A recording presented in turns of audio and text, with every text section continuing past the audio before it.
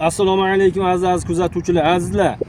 Toshkent viloyati Bo'stonliq tumanining Yakkatut qishlog'iga kelganmiz, dam olgani. Demak, kamina bugun sizlarga o'sha o'z nomiga xos bo'lgan tut bargi, tut mevasi, tut daraxti haqida qisqacha ma'lumot bergan bo'lamiz.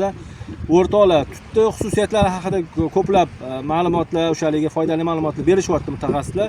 Shu o'rinda bitta asosiysi qolib ketyapti, ya'ni tut qon tozalovchi xususiyati ham bor. Qon ko'paytirish, qon suyultirish va hokazo qon tozalovchi xususiyati ham bor. Ayniqsa oq tutda shu narsa juda ham kuchli, ko'proq foydali jihatlar. Demak, biz bugun kamina sizlarga qora tutni bargini foydalari haqida gapirgan bo'lamiz. Qora tutni bargini foydasi, mana hammamiz hozir telefonga mubtalo bo'lganmiz. Kechasi telefon bilan boshqa qilamiz. Bu narsa biz ko'zimizga va o'sha ko'rish qobiliyatimizga bosim beradi, yuklama beradi. Bu qiynaladi jismoniyatimiz. Ana o'sha nimani bartaraf qilish, kasallikni oldini olish agar boshlangan bo'lsa, davolashning eng zo'r yo'llaridan bittasi mana bunaqa holatda 5 dona qora tut bargini olib, 3 litrli bankaga solib, qaynagan suvni quyib, yarim soatda iliydi, tayyor choy holatga keladi.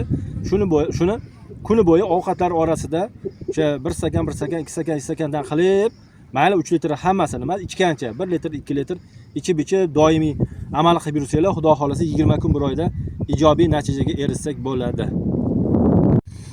O'rtoqlar, shu o'rinda yana bitta ma'lumot aytib o'tib ketmoqchiman. Mana o'zimizning mahallamizda bir Anvar aka degan inson bo'lardilar, xudo rahmatli o'tib ketdilar. Shu inson 100 ga yaqin yosh yashab o'tdilar. Qaranglarki, bu odam temirchi odam edilar.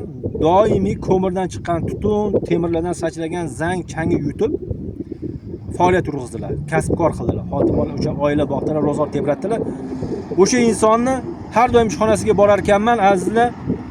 O'sha ishxonalarida bir qoraygan cho'g'imda doim bir cho'plar turar, cho'plar, barglar turardi. O'sha narsalarni keyin bir so'ragan paytimda bu narsani olcha bargi deb aytdilar. Olcha daraxtini eng mayin joylarini shox-shabasini olib tashab qo'yib, kuni bo'yi shuni bir qaynatib olar ekanlar, bir chekkaga qo'yib qo'yib, sovuqchoy holatda ichib yurar ekanlar.